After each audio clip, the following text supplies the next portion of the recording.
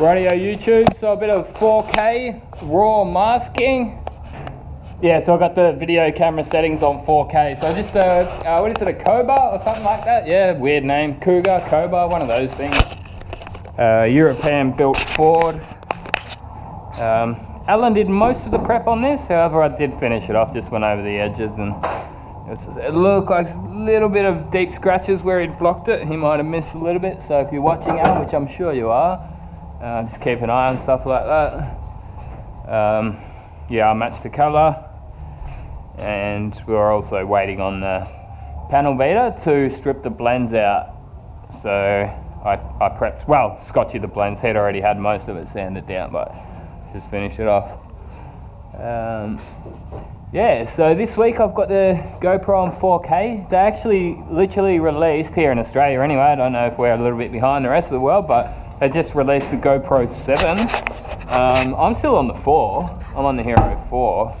I went down and had a look at it, and they said, oh, they still actually don't have like a Wi-Fi microphone option for it. And the video settings don't go a great deal better than what I've already got. So what I've got here on this cam, it goes to 4K at 30 frames per second. And the file size on that is already ginormous. And it heats the camera up. So I haven't actually read any or watched any reviews on the new GoPros and see what they're like with overheating and stuff like that. But I can only imagine that they'll be worse at 60 frames per second for overheating and stuff like that.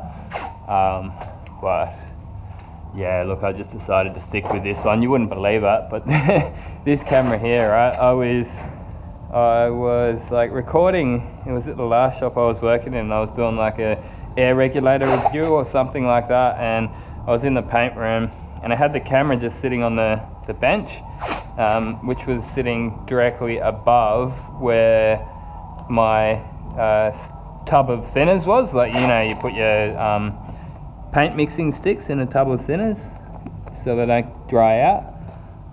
And I just knocked the camera, it was out of its case and everything, and it dropped straight into the dirty, gunky thinners.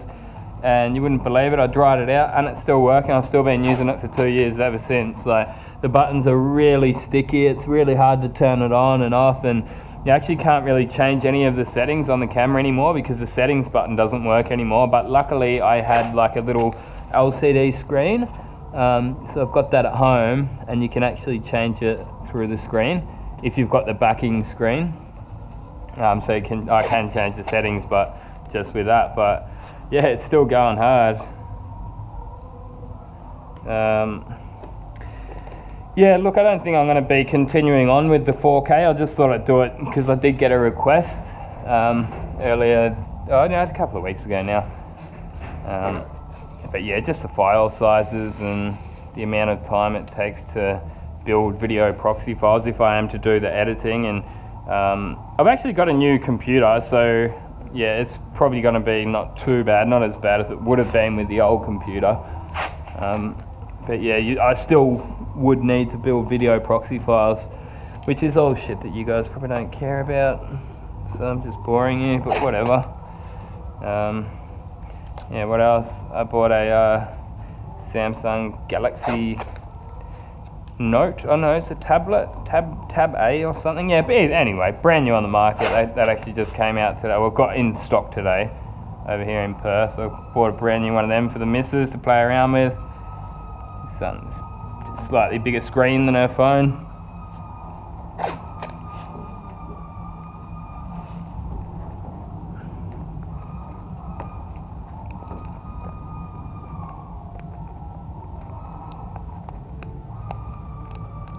Yeah, anyone starting out in YouTube, I do highly recommend the GoPros. If you're in this industry anyway, they're the best. Like, I don't know, I looked into the Sony action cams, but yeah, I don't really like the looks of them as much as the GoPro.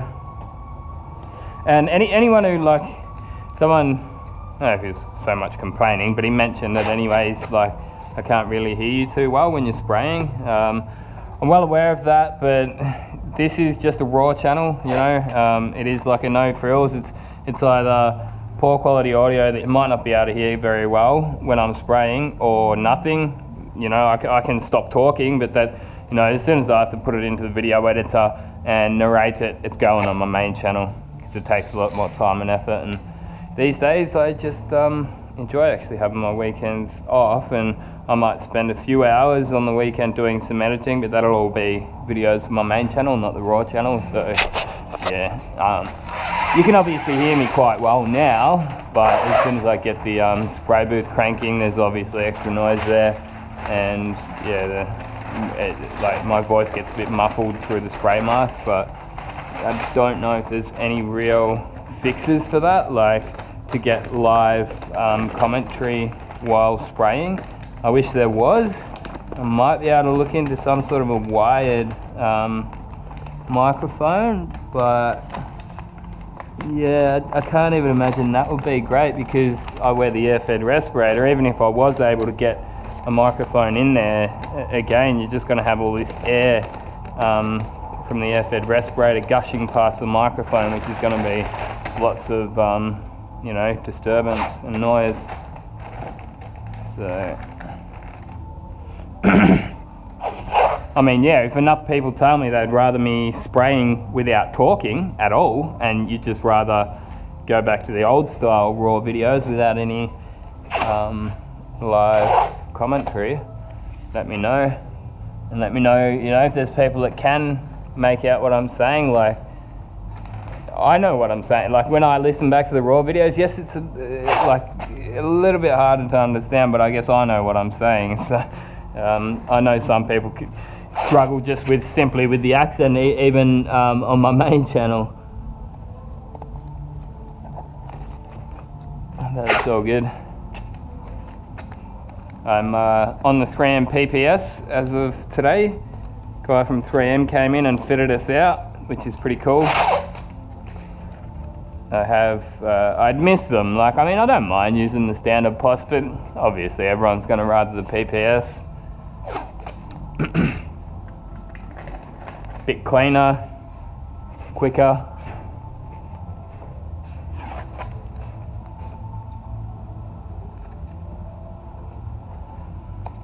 Yeah, just a Thursday afternoon, nothing special, just painting more shit. That's what I do. And yeah, I mean, let us know if you'd rather some more 4K footage.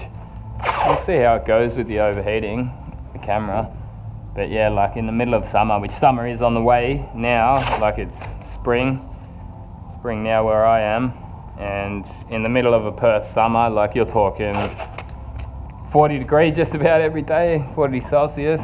Don't know what that is in Fahrenheit, but yeah, pretty hot weather over here.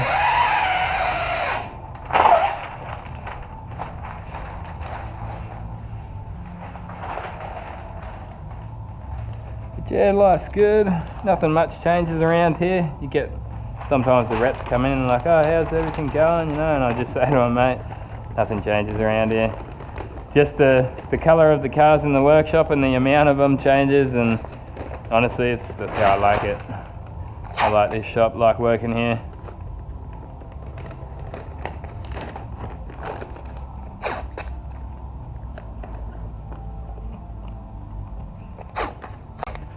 And yeah, I don't know, my plans at the moment are to pay my home off, which I bought one in central Victoria. It's up country, a bit cheaper up there. Australian property prices have been going through the roof. It's just like getting out of reach for most average Aussies, which isn't really good.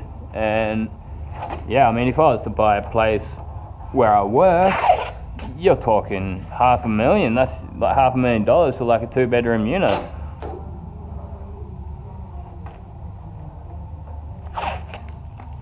And the amount of interest that you have to pay on a home loan like that is massive. So I just decided to save up a decent deposit and then get a smaller loan and buy a place up country, save a lot on interest, pay that off, save a little bit more money up for another home loan, and get a second home.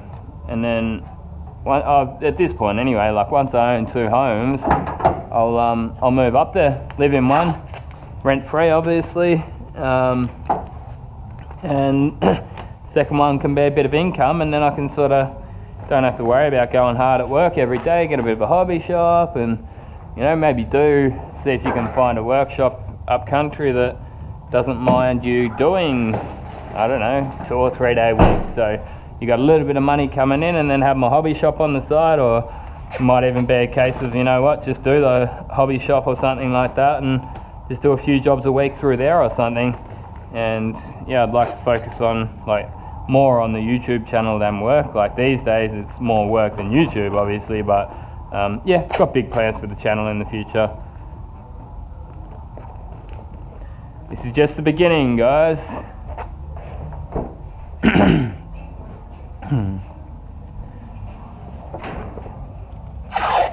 Yeah, I've got a LH Tirana sitting back over there in Victoria for me too. I bought that, oh geez, it must have been like 2008 or 2009. And I've already resprayed it once, but this time I think I'll do like full resto on it. That'll be a good video set for the channel, and get that thing looking, you know, absolutely amazing. Just sort of turn it into a bit of a work of art. And I know it's just a 6-cylinder. I know there's going to be people telling me, oh, put a V8 in it, and nah, I'm not interested in it. I don't know, I don't like the price of V8s as far as petrol goes and that. And I don't know, there's something cool about just doing it up as what it is, like sort of more restoring than yeah, more of a restoration than like a mock-up or something like that.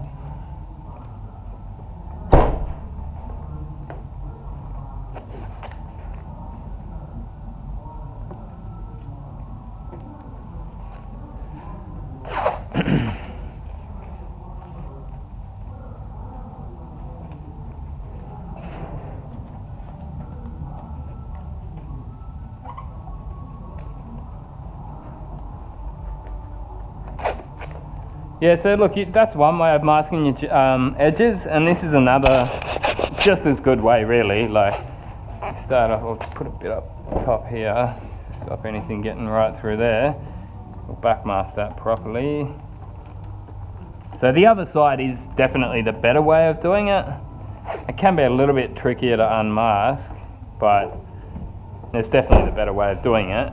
But this way, honestly, it does the job just fine. I've never been pulled up for overspraying side jams like that. The only time you'll ever get pulled up is if you get primer in there. And don't forget that the only thing that's going to be making it into there is clear anyway, so it's a transparent, but even then you can see like right through there, the very low chance of anything getting in there anyway. Yeah, this way is probably a little bit quicker. Just as you see, like that's overlapping a fair bit. You've got sort of like half the tape inside there. So yeah, I'm running the PPS2s at the moment. That's what I've just got the system in, and I like them better than the PPS one. I like the fact that you get one of the hard cases, like the hard pots, every time you get a box of them. And yeah, I'm also just interested to see what you guys think. I just saw some guy on Instagram, and it's funny, like timing, because the second that the 3M guy walked in, I just saw this come up on Instagram, guy in Canada, and he bought like, oh, it must have been like 10 boxes of the PPS ones, like the original PPS pots. And he's like, oh yeah, there's not going to be any more left, and supposedly he prefers them better than the PPS2. And I'm like, well, for me, man, like I'm struggling to think of any anything that I like better about the PPS1 than the PPS2. Functionality wise, they're not very different, really. If anything, I'd say they've made a few improvements. Like they've got the measuring amounts and mils on the hard pot. I like the way that they clip in a little bit easier. You don't have that big collar that you used to have to put on it. You'll see, I don't know, maybe in one of my next videos you'll see what I'm talking about if you're unfamiliar with them. But yeah, I'm just like curious to any other PPS users that are watching, if you prefer the PPS 1s or 2s.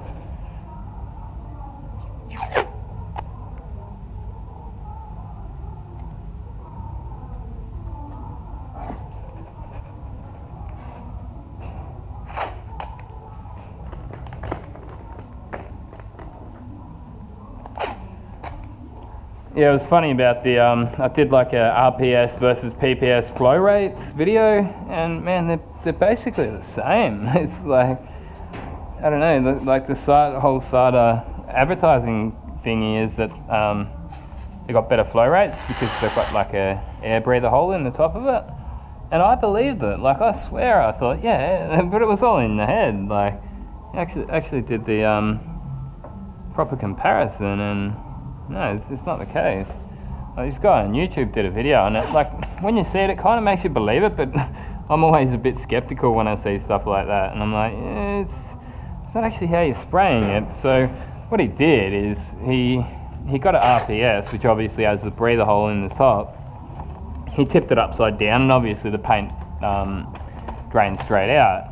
And he got a PPS, tipped it upside down, and because it's in a vacuum in the cup, it came out really slowly. But the air from the spray gun obviously drags the paint out, so it's totally fake news, I guess, and it's not replicating the way that it's gonna flow when you're spraying.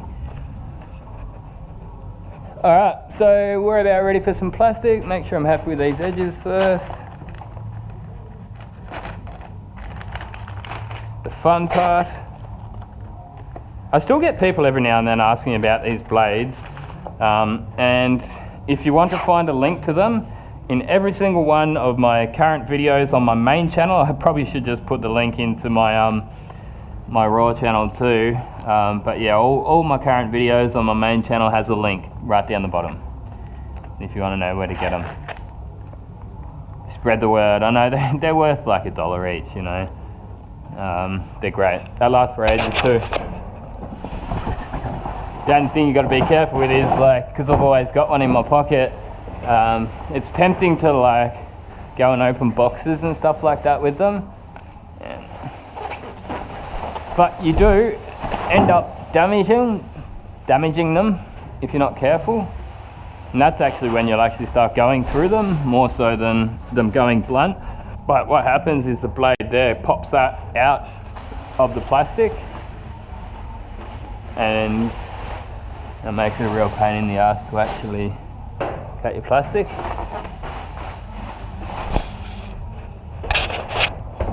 Pop those mirrors in. Door mirror, not a wing mirror. It's on the door, it's not on the wing. Yeah, that's just a bit of a dig at the POMs and the English, and slowly started seeping into Australians, calling them a wing mirror. I'm like, if you call that a wing, how do you call that a wing mirror? That's a door mirror. Again, it's just stupid banter really, but I think like back in the day, like you look at like a lot of the old English cars, and they used to have mirrors on their wing. So yes, on an old car it would be called a wing mirror, but not on a new car. I can't remember the last time I've seen a new car put a mirror on the wing or the guard or the fender. Call it a guard here in Australia.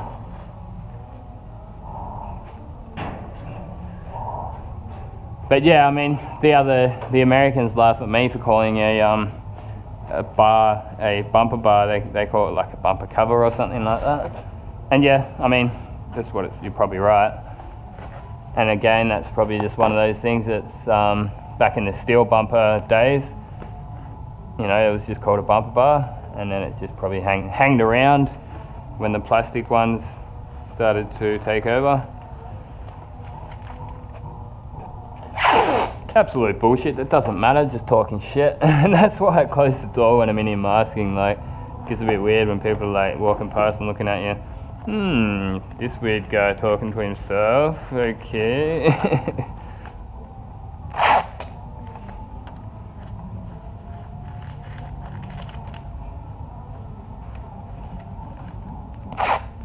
Yeah, I'd also like to play around with a bit more custom stuff, and I did speak to a guy, he's actually from Ballarat, I think himself, Ian Smith, I think his name is.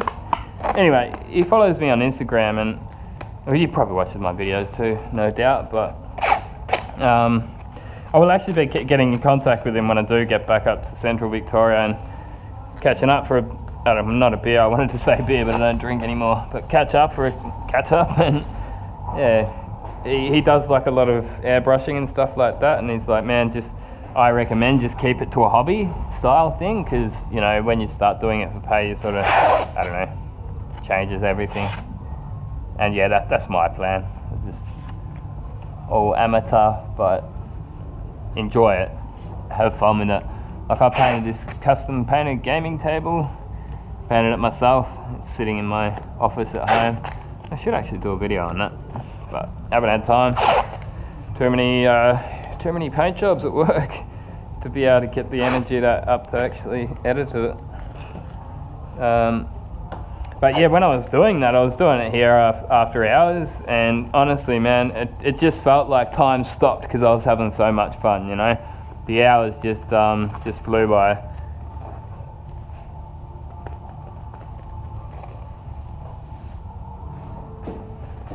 But you know, I can imagine it'd be one of those things. If I was doing it for someone else and getting paid for it, you'd just be like, yeah, I just want to get it done and go back to living my life.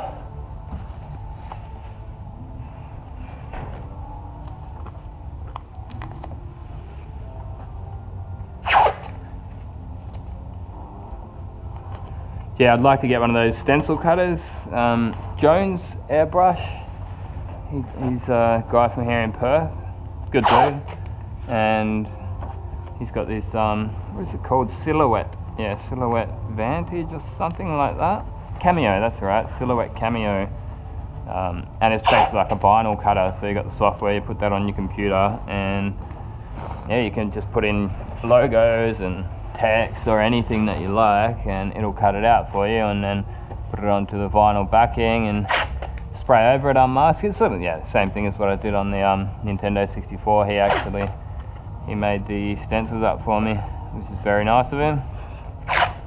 But that's another thing that I would like to get when I do get back up to Central Vic.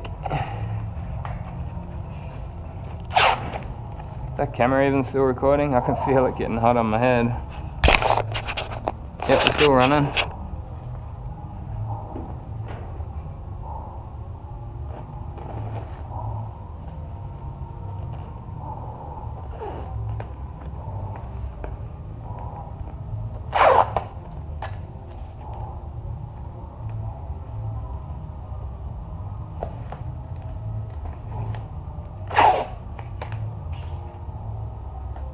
You know what, I might actually flick that cam off, because as I was saying, the file size on these 4K videos is massive. If I'm not careful, I might even run out to get the painting in on this, and that's the fun part.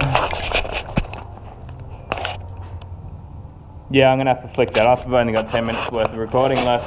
Alright gunners, I'll see you later on.